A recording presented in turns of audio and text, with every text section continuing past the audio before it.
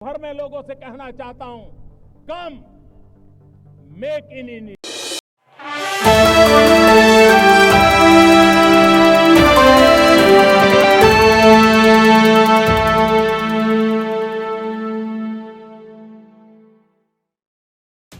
America से निर्वासित किए गए भारतीय नागरिकों पर राज्यसभा में विदेश मंत्री एस जयशंकर ने बयान दिया।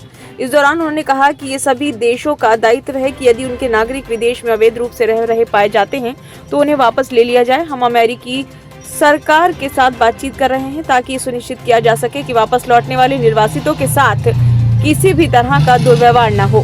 जयशंकर ने कहा, सदन इस बात की सराहना करेगा कि हमारा ध्यान अवैध आवर्जन उद्योग के खिलाफ कड़ी कार्रवाई पर है।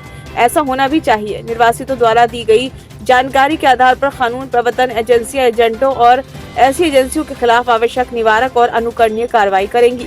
विदेश मंत्री एस जयशंकर ने गुरुवार को राज्यसभा में कहा कि ये सभी देशों का दायित्व है कि यदि उनके नागरिक विदेश में अवैध रूप से रह रहे पाए जाते हैं तो वे अपने नागरिकों को वापस लें। ये नीति केवल एक देश पर लागू नहीं है। निर्वासन की प्रक्रिया कोई नहीं है, ये कई वर्षों से है। जयशंकर ने कहा, अधिकारियों को निर्देश दिए गए हैं कि वो वापस लौटने वाले प्रत्येक व्यक्ति के साथ बैठें और पता लगाएं कि वे अमेरिका कैसे गए, एजेंट कौन था और हम कैसे सावधानी बरतें ताकि ये फिर न हो। कांग्रेस सांसद रणदीप सिंह सुरजेवाला के सवाल का जवाब देते हुए विदेश मंत्री ने कहा, हम जानते हैं कि कल 104 लोग वापस आए हैं।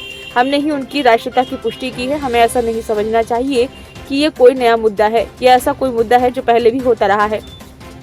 कानूनी गतिशीलता को प्रोत्साहित करना और अवैध आवागमन को हतोत्साहित करना हमारे सामूहिक हित में है। सभी देशों का ये दायित्व है कि यदि उनके नागरिक विदेश में अवैध रूप से रह रहे पाए जाते हैं तो उन्हें वापस ले लिया जाए। निर्वासन की प्रक्रिया कोई नई नहीं है।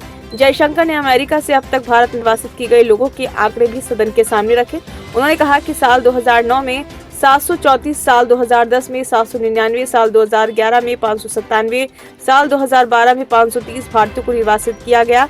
उन्होंने इस संबंध में 2024 तक के आंकड़े साझा किए। ब्यूरो रिपोर्ट, नई दिल्ली।